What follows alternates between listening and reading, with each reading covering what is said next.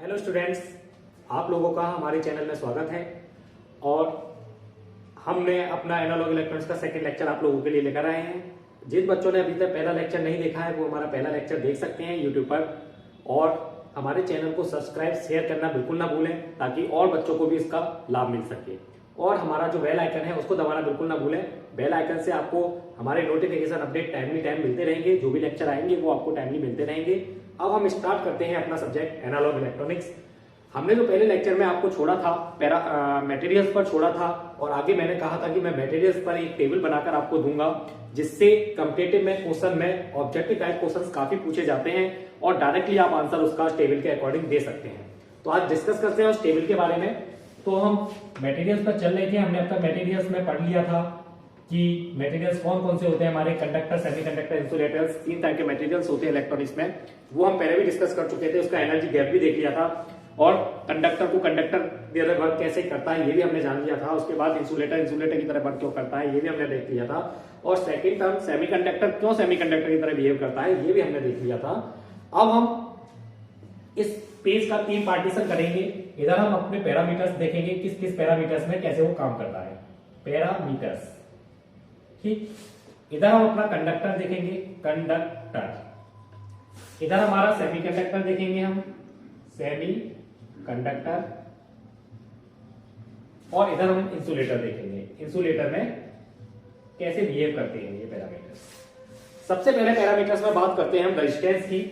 Resistance R से denote करते हैं। तो जो हमारा रेजिस्टेंस है वो कंडक्टर के लिए, कंडक्टर में क्या होता है, मैक्सिमम करंट होती है। कंडक्टर में free electron, maximum numbers of free electrons होते हैं जिसके कारण उसमें वोल्टेज और करंट उसमें जो करंट होती है वो चार्ज कैरियर्स जो होते हैं, चार्ज जो होता है वो हाईली होता है। तो इसका जस्ट जो हमारा करंट है और रेजिस्टेंस है, यानी रेजिस्टेंस किस पर डिपेंड करता है, V बराबर आई आर। ये आप लोगों ने पढ़ा होगा ओम्स लॉ में, V बराबर आई आर। और अगर हम बात करते हैं कि जो रेजिस्टेंस है वो फ्लो ऑफ करंट का अपोज करता है। रेजिस्टेंस क्या करता है, फ्लो ऑफ करंट का अपोज करता है। तो जाहिर सी बात है कंडक्टर में जो रेजिस्टेंस होगा वो लो रेजिस्टेंस होगा।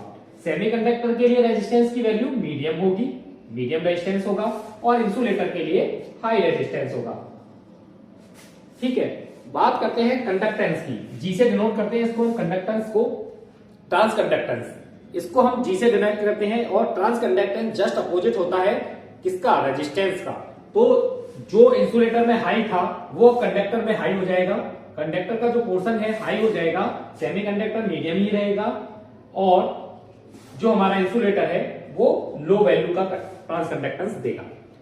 तो अगर आप देखें दोनों का रिलेशन जस्ट अपोजिट है। आपको अगर रेजिस्टेंस पता है, मटेरियल्स का रेजिस्टेंस आपको पता है कि कंडक्टर, सेमीकंडक्टर और इंसुलेटर के लिए क्या होता है, तो आप इजीली ट्रांस कंडक्टेंस बता सकते हैं। जस्ट अपोजिट उल्टा हो जाता है रेजिस्टेंस का। फिर तीसरा पैरामीटर आता है हमारा करंट। तीसरा पैरामीटर आता है करंट। करंट आप लोग जानते हैं क्या होती है, कंडक्टर में करंट हाई होती है। जब करंट हाई है तो रेजिस्टेंस ऑब्वियसली बात है लो होता है। और इसके सेमीकंडक्टर की बात करें तो सेमीकंडक्टर में करंट मीडियम होती है। और इंसुलेटर की बात करें तो इंसुलेटर में करंट लो होती है। तो बच्चों हमने देखा जब रेजिस्टेंस का जो ट्रांस कंडक्टेंस है वो अपोजिट होता है, लेकिन करंट भी रेजिस्टेंस के अपोजिट ही होती है क्योंकि फ्लो ऑफ करंट का अपोज करता है रेजिस्टेंस। तो इसमें कंडक्टर के लिए आई की वैल्यू क्या होती है, हाई होती है। सेमीकंडक्टर के लिए मीडियम होती है और इंसुलेटर के लिए लो होती है। इसके बाद हम डिस्कस करते हैं टेम्परेचर। टेम्परेचर के बारे में देखते हैं। हमने बताया था आपको पहले लेक्चर में कि जो पीटीसी होता है, ठीक है, कौन सी डिवाइस पीटीसी होती है, कौन सी एनटीसी है और कौन सी एनटीसी है। तो जब हमने कंडक्टर को देखा था तो कंडक्टर में क्या था, कंडक्टर को जो देखा था तो हमें कंडक्टर क्या था, पीटीसी था। आप चाहे तो मेरा बैक लेक्चर प्ले करके देख सकते हैं। उसमें हमने आपको टेम्परेचर कोफिशिएंट बताए थे कि कौन सा temperature coefficient positive temperature coefficient है, कौन सा कोफिशिएंट नेगेटिव टेम्परेचर कोफिशिएंट है। तो सेमीकंडक्टर जो था हमारा नेगेटिव टेम्परेचर कोफिशिएंट था और इंसुलेटर भी नेगेटिव टेम्परेचर कोफिशिएंट था। ठीक है, इसके बाद आती है बात फ्री इलेक्ट्रॉन्स। इसके बाद बात आती है फ्री इलेक्ट्रॉन्स की। तो कंडक्टर में हमें पता है कि सबसे ज्यादा फ्री इलेक्ट्रॉन्स अवेलेबल होते हैं। हमने पढ़ा था कि 0 केल्विन पर ही देखा था कि नंबर ऑफ फ्री इलेक्ट्रॉन्स थे, अवेलेबल थे। तो जाहिर सी बात है कि यहाँ पे फ्री इलेक्ट्रॉन वेरी हाई। और सेमीकंडक्टर में कैसे होते हैं? मीडियम होते हैं। और इंसुलेटर की बात करें तो हम इंसुलेटर में लो होते हैं, यानी कि इंसुलेटर में इलेक्ट्रॉन्स होते ही नहीं है फ्री इलेक्ट्रॉन, जिसके कारण करंट जनरेट नहीं होती है, और इसलिए हमने इसको लिखा है लो वैल्यू।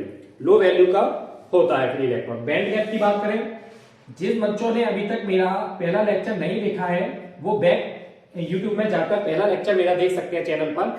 आपको वहां पर ये बैंड गैप, फ्री इलेक्ट्रॉन अभी तक जितना हम पढ़ा रहे हैं वो उसमें हमने कवर अप कर रखा है, और वहां पर आपको इजीली मिल जाएगा। ठीक है, तो आप बैक में जाकर मेरा पहला लेक्चर देख सकते हैं। तो इसका जो बैंड गैप है, जब हम देखते हैं कंडक्टर में बैंड गैप कितना होता है हमारा? 0, कोई बैंड गैप नहीं होता। ठीक है, जैसे ही टेम्परेचर बढ़ाते हैं तो वो बैंड गैप क्या हो जाता है? ओवरलैपिंग कर जाता है। जैसे हम टेम्परेचर बढ़ाते हैं तो हमारा बैंड गैप क्या कर जाता है? ओवरलैपिंग कर जाता है। और 0 के बाद इसमें बात करते हैं सेमीकंडक्टर में, तो कितना होता है? Less than 2 electron volt. और यहां पर हमने कितना होता है? 5 electron volt to 15 electron volt. 5 electron volt to 15 electron volt कितना होता है? 5 इलेक्ट्रॉन वोल्ट से 15 इलेक्ट्रॉन वोल्ट। ठीक है, और बैंड गैप के बाद हम बात करते हैं बॉन्डिंग की। तो कंडक्टर में कौन सी बॉन्डिंग होती है? मेटेलिक बॉन्डिंग होती है। कौन सी बॉन्डिंग होती है? मेटेलिक बॉन्डिंग होती है इसके अंदर। और अगर हम सेमीकंडक्टर की बात करें तो कोवैलेंट बॉन्डिंग होती है। सेमीकंडक्टर की बात करें तो कोवैलेंट बॉन्डिंग होती है। आगे हम पढ़ेंगे तो ये आपको समझ में आ जाएगा सेमीकंडक्टर में कोवैलेंट बॉन्डिंग क्यों होती है।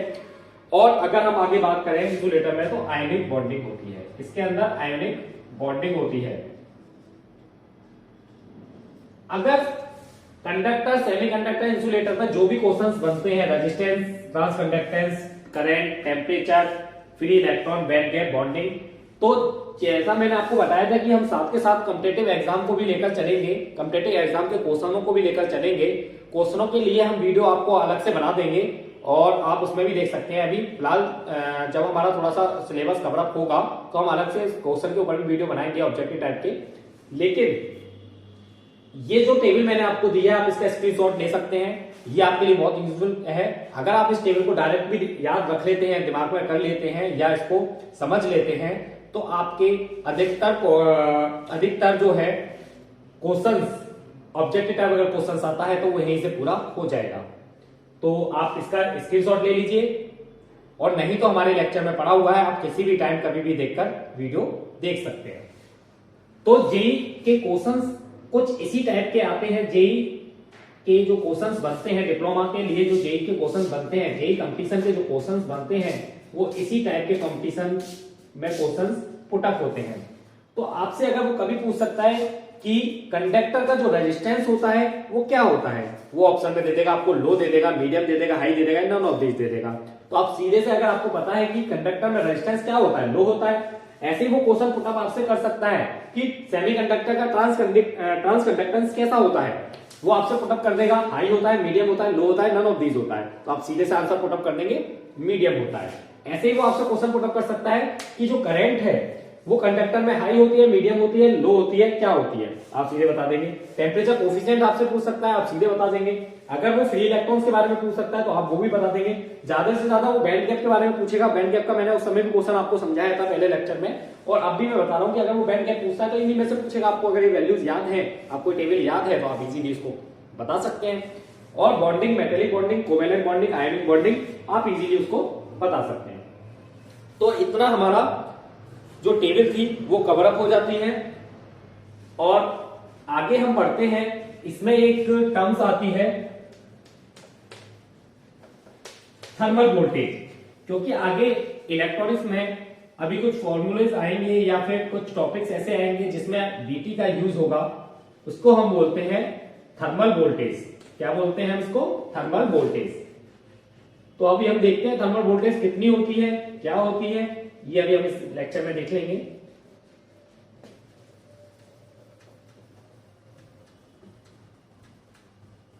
ये टेबल मटेरियल्स के लिए आप इसका स्क्रीनशॉट ले लीजिए या बाद में वीडियो में देख कर ले लेना और आप नोट भी कर सकते हैं कहीं पर। इसमें से क्वेश्चन कभी कभी ऑब्जेक्टिव टाइप काफी बन जाते हैं। ठीक है, अब आता है हमारा टॉपिक एक थर्मल वोल्टेज। थर्मल वोल्टेज, इसको हम बोलते हैं VT। ये होती है हमारी थर्मल वोल्टेज, इसको डिनोट करते हैं किससे? VT से। VT क्या होता है? VT इज इक्वल टू होता है, VT इज इक्वल टू होता है K बार T अपॉन Q। K बार T अपॉन Q। VT की वैल्यू होती है K बार T अपॉन Q। इसको हम बोलते हैं वोल्ट इक्विवेलेंट ऑफ टेम्परेचर। इसका दूसरा नाम है वोल्ट इक्विवेलेंट ऑफ टेम्परेचर, यानी कि टेम्परेचर पर वोल्ट इक्विवेलेंट कितना होता है ये बताता है ये। ठीक है, इसकी यूनिट जो होती है वो वोल्ट्स में होती है। चार्ज की वैल्यू आप जानते ही हो, Q बराबर क्या होता है? 1.6 इंटू 10 की पावर माइनस 19 कूलम। कितना होता है? 1.6 इंटू 10 की पावर माइनस 19 कूलम। जहां पर T क्या है? T हमारा क्या है? टेम्परेचर है। T क्या है हमारा? टेम्परेचर है। K या K बार, K या K बार हमारा क्या होता है? बोल्ट्जमैन कांस्टेंट होता है। K या K बार जो होता है हमारा क्या होता है? बोल्ट्जमैन कांस्टेंट होता है। ये होता है हमारा बोल्ट्जमैन कांस्टेंट, जिसमें अगर हम बात करते हैं K की वैल्यू की, तो वो K की वैल्यू कितनी होती है? 8.62 इंटू 10 की पावर माइनस 5 इलेक्ट्रॉन वोल्ट। 10 की पावर माइनस 5 इलेक्ट्रॉन वोल्ट। ठीक है, K बार की जो वैल्यू होती है वो कितनी होती है? 1.3 इंटू 10 की पावर 1.3 इंटू 10 की power minus 23 joule degree kelvin. Joule पर डिग्री केल्विन, जूल पर डिग्री केल्विन। ये दोनों वैल्यू क्या है? ये बोल्ट्जमैन कांस्टेंट है, इनकी वैल्यू हमेशा फिक्स रहती है। चार्ज की वैल्यू आप जानते हैं हमेशा फिक्स रहती है। अगर आपको क्वेश्चन में दे रखी है तब भी और नहीं भी दे रखी है तो आप पूरी तरह से ये वैल्यू पहले से फिक्स रहती है। 1.6 इंटू 10 की पावर माइनस 19 कूलम। और K बार क्या होता है हमारा? बोल्ट्जमैन कांस्टेंट होता है। K और K बार क्या होता है हमारा? बोल्ट्जमैन कांस्टेंट होता है, जिसमें K की वैल्यू कितनी होती है? 8.62 इंटू 10 की पावर माइनस 5 इलेक्ट्रॉन वोल्ट। और K बार की वैल्यू होती है 1.3 इंटू 10 की पावर माइनस 23 जूल पर डिग्री केल्विन। जूल पर डिग्री केल्विन। अब इसको थोड़ा सा हम सॉल्व करेंगे, तो इसमें वैल्यू पुट करेंगे। VT बराबर K बार की वैल्यू लगाएंगे, तो हमारा जब आप वैल्यू पुट करके देखना तो ये VT बराबर कितना आएगा? VT is equal to T बराबर 11,600। 11,600। ठीक है, 11,600 ये कुछ निकल के आएगा जब आप इस की वैल्यू पुट करेंगे, Q की वैल्यू पुट करेंगे, K बार की वैल्यू पुट करेंगे और इसको वो करेंगे, तो आप कैलकुलेशन करके देखना ये 11,600 आएगा। 11,600 वोल्ट। 11,600 वोल्ट। ठीक है, अब इसके बाद अगर हम स्टैंडर्ड रूम टेम्परेचर पर बात करते हैं तो स्टैंडर्ड रूम टेम्परेचर हमारा कितना होता है? 300 degree kelvin. Standard room temperature पर हम बात करते हैं, स्टैंडर्ड रूम टेम्परेचर पर अगर हम बात करते हैं तो ये 300 डिग्री केल्विन होता है। और यहाँ पर जब टेम्परेचर की वैल्यू 300 डिग्री आप पुट करेंगे, 300 अपॉन 11,600, और जब इसको सॉल्व करेंगे तो कितना आएगा निकल के? 0.0256 इलेक्ट्रॉन वोल्ट। ये कितना आएगा? 0.0256 इलेक्ट्रॉन वोल्ट। इसको हम बोल सकते हैं 26 मिली वोल्ट। कितना बोल सकते हैं? VT इज इक्वल टू कितना बोल सकते हैं? 26 millivolt at room standard temperature. At standard room temperature 300 degree Kelvin पर VT की वैल्यू कितनी होती है? 26 मिली वोल्ट। अगर आपको इतना याद नहीं रहता है तो आपको इतना याद रखना है कि रूम टेम्परेचर पर जो VT की वैल्यू है, थर्मल वोल्ट इक्विवेलेंट टेम्परेचर की जो वैल्यू है वो 26 मिली वोल्ट होती है। अगर आपको इतना प्रोसेस याद नहीं रहता है तो आपको इतना हमेशा याद रखना है कि VT की वैल्यू 26 मिली वोल्ट होती है। यहां से भी वो क्वेश्चन बढ़ा सकता है कि स्टैंडर्ड रूम टेम्परेचर पर वोल्ट इक्विवेलेंट ऑफ टेम्परेचर कितना होता है, और आपको ऑप्शन में दे सकता है 26 मिली वोल्ट, 25 मिली वोल्ट या 0.25 मिली वोल्ट, या ये वाली वैल्यू लिख दे। तो अगर वो ये वाली वैल्यू लिखता है तो स्टैंडर्ड जो आंसर होगा वो ये आंसर होगा, और अगर वो इसमें से नहीं लिखता है वैल्यू, वो लिखता है आपको ऑप्शन में कि 25 वोल्ट, दूसरा ऑप्शन लिखता है 24 वोल्ट, तीसरा ऑप्शन लिखता है 23 वोल्ट, चौथा ऑप्शन लिखता है 26 वोल्ट। तो राइट आंसर हमारा क्या होगा 26 मिली वोल्ट, यहाँ पे सॉरी मिली वोल्ट लिखेगा वो।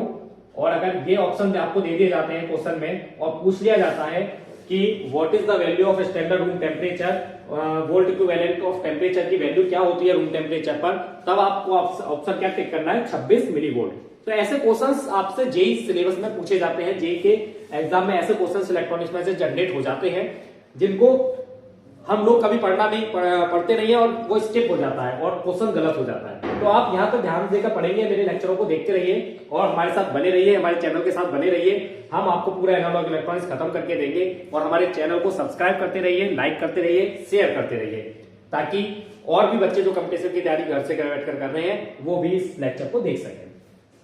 तो ये हमारा क्या था, thermal volt equivalent 26 millivolt हो गया हमारा। आगे बात करते हैं बेटा, आगे हम बात करेंगे इंटेंसिटी का। कभी कभी फॉर्मूला डायरेक्ट वो पूछ लेता है, तो इसलिए आपको पता होना चाहिए electric field intensity. Electric field intensity क्या होती है, इसको डिनोट करते हैं ई से या एप्सिलॉन से, इसको डिनोट करते हैं हम ई से या एप्सिलॉन से। और इसका दूसरा नाम ये भी है फील्ड ग्रेडियंट। क्या है इसका नाम, इस नाम से भी आपसे पूछ सकता है फील्ड ग्रेडियंट, या फिर आपसे ये पूछ सकता है फील्ड इंटेंसिटी। क्या पूछ सकता है, फील्ड इंटेंसिटी। फील्ड इंटेंसिटी, ये सभी नाम किसके हैं, इलेक्ट्रिक फील्ड इंटेंसिटी के हैं। या तो वो डायरेक्ट आपसे पूछ रहे फील्ड ग्रेडियंट किसे कहते हैं, फील्ड इंटेंसिटी कैसे कहते हैं, या इलेक्ट्रिक फील्ड इंटेंसिटी किसे कहते हैं, ई या एप्सिलॉन से इसे डिनोट करते हैं। और अगर फॉर्मूले की बात करें तो epsilon is equal to minus के डीवी अपॉन डीएक्स, माइनस के डीवी अपॉन डीएक्स, माइनस के डीवी अपॉन डीएक्स, ये इसका फॉर्मूला होता है इलेक्ट्रिक फील्ड इंटेंसिटी निकालने का, माइनस के डीवी अपॉन डीएक्स। डीवी क्या हो गया, वोल्टेज हो गई, तो वोल्ट अपॉन क्या हो गया, डीएक्स क्या है, डिस्टेंस है, तो इसको हम डिनोट करते हैं मीटर से, ये इसकी यूनिट हो जाती है। कभी कभी आपसे ये भी पूछ सकता है कि इलेक्ट्रिक फील्ड इंटेंसिटी की यूनिट क्या होती है, वोल्ट पर मीटर, वोल्ट पर मीटर। और एप्सिलॉन क्या होता है, माइनस डीवी अपॉन डीएक्स, ऐसे भी करके क्वेश्चन पूछ देता है।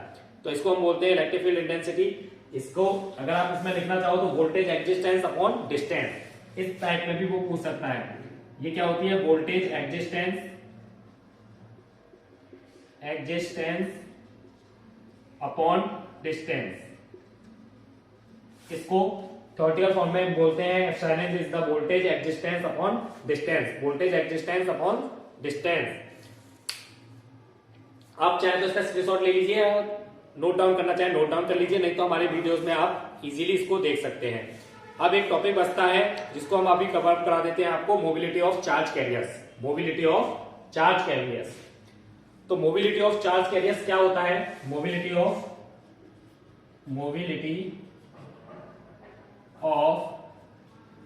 Charge carriers. मोबिलिटी होती क्या है, मोबिलिटी हम बोलते हैं, मोबिलिटी से थोड़ा सा समझने की कोशिश करिए, मूवमेंट। जैसे एक स्थान से दूसरे स्थान पर, जैसे सपोज दैट मैं कभी यहां से यहां आ रहा हूं, एक प्लेस से दूसरे प्लेस तक जाने को, ये क्या कर रहा हूं मैं, मूवमेंट कर रहा हूं। इसी को हम बोलते हैं इलेक्ट्रॉनिक्स की भाषा में मोबिलिटी। क्या बोलते हैं, mobility.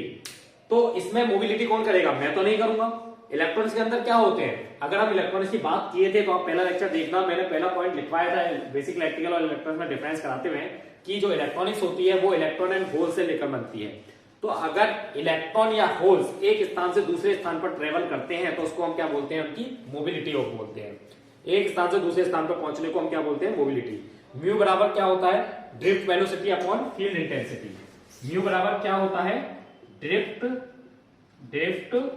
Velocity upon field intensity. Field intensity जो अभी मैंने ऊपर पढ़ाई है, फील्ड इंटेंसिटी जो मैंने आपको अभी ऊपर पढ़ाई है उसको बोलते हैं फील्ड इंटेंसिटी। तो ड्रिफ्ट वेलोसिटी यानी कि एक स्थान से दूसरे स्थान पर जाने के लिए इलेक्ट्रॉन, जैसे मोबिलिटी क्या होती है, इलेक्ट्रॉन या होल्स एक प्लेस से दूसरे प्लेस पर जाता है, उसको हम बोलते हैं mobility, mobility of charge carriers. ठीक है, उसको हम बोलते हैं मोबिलिटी ऑफ चार्ज कैरियर। एक स्थान से दूसरे स्थान पर जाने के लिए मोबिलिटी ऑफ चार्ज कैरियर कहलाती है। तो ये क्या हो जाता है, इसको डिनोट करते हैं ड्रिफ्ट वेलोसिटी को v से और इसको फील्ड इंटेंसिटी को E या एप्सिलॉन से, E या एप्सिलॉन से। तो अगर आप इसकी यूनिट बता सकते हैं मुझे, यूनिट क्या होगी इसकी, आप मोबिलिटी की यूनिट बता सकते हैं, यूनिट फॉर मोबिलिटी बताइए। इलेक्ट्रिक फील्ड इंटेंसिटी की क्या है, वोल्ट पर मीटर। तो जब इसकी क्या है, वोल्ट पर मीटर आपको ऊपर ही दिखाई दे रही है, और इसकी क्या हो जाएगी, ड्रिफ्ट वेलोसिटी की क्या हो जाएगी, मीटर पर सेकेंड, मीटर पर सेकेंड। इसकी हो जाएगी मीटर पर सेकेंड और इसकी हो जाएगी वोल्ट पर मीटर।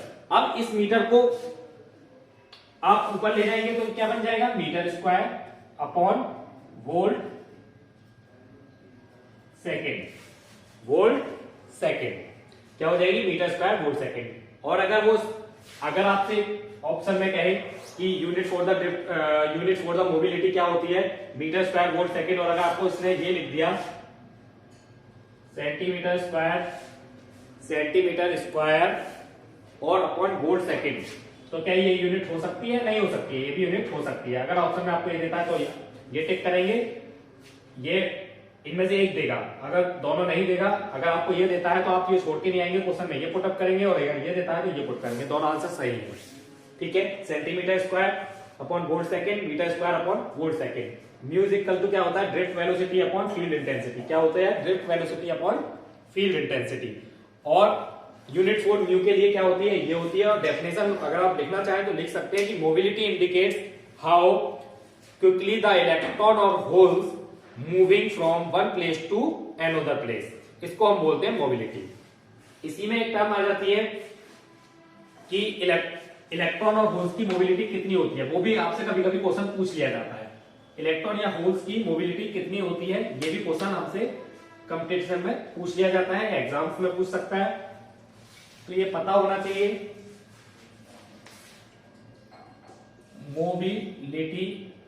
मोबिलिटी ऑफ इलेक्ट्रॉन या होल्स, इधर हो जाएगी हमारी जर्मेनियम, इधर हमारी हो जाएगी सिलिकॉन। ठीक है, तो जर्मेनियम के लिए इसको हम से डिनोट करते हैं म्यू एन से, इसको हम डिनोट करते हैं म्यू पी से। ठीक है, एन फॉर इलेक्ट्रॉन्स और पी फॉर होल्स। तो जर्मेनियम की कितनी होती है 3800, ये हो जाती है 1800। ठीक है, और यूनिट क्या है, सेंटीमीटर स्क्वायर वोल्ट सेकेंड, वही यूनिट है centimetre square volt second, same इधर। और सिलिकॉन के लिए आपकी कितनी होती है, सिलिकॉन के लिए होती है 1300, और दूसरी कितनी होती है 500, 1300 और 500। आप चाहे तो इसका स्क्रीनशॉट ले सकते हैं। Mobility of electron mu n कितनी होती है 3800 जर्मेनियम के लिए, सिलिकॉन के लिए 1300, और यूनिट वही रहेगी सेंटीमीटर स्क्वायर वोल्ट सेकेंड। और होल्स म्यू पी के लिए कितनी होती है 1800 और कितनी होती है 500, यूनिट क्या रहेगी सेंटीमीटर पर सेकेंड। ये कभी डायरेक्ट भी पूछ सकता है आपसे क्वेश्चन की मोबिलिटी ऑफ होल्स की क्या होती है, और वैल्यू दे दे आपको, आपसे क्वेश्चन पुट अप कर ले, तो इस टाइप के क्वेश्चन भी काफी बन जाते हैं, इसलिए मैंने ये आपको कवर अप कराया है। और इसके साथ अगले लेक्चर में हम आएंगे, आपसे फिर मिलेंगे, मुलाकात होगी। और हमारे चैनल को लाइक करिए, सब्सक्राइब करिए, अगर आपको पसंद आया है तो शेयर भी कीजिए, और हमारे बेल आइकन को दबाना ना भूलिए, ताकि अगले नोटिफिकेशन और वीडियोस के अपडेट आपको टाइमली मिलते रहें। और पढ़ते रहिए, कंपटीशन की तैयारी करते रहिए, और हमारे वीडियो के साथ बने रहिए, आपको 100% सक्सेस मिलेगी। Okay student, bye bye.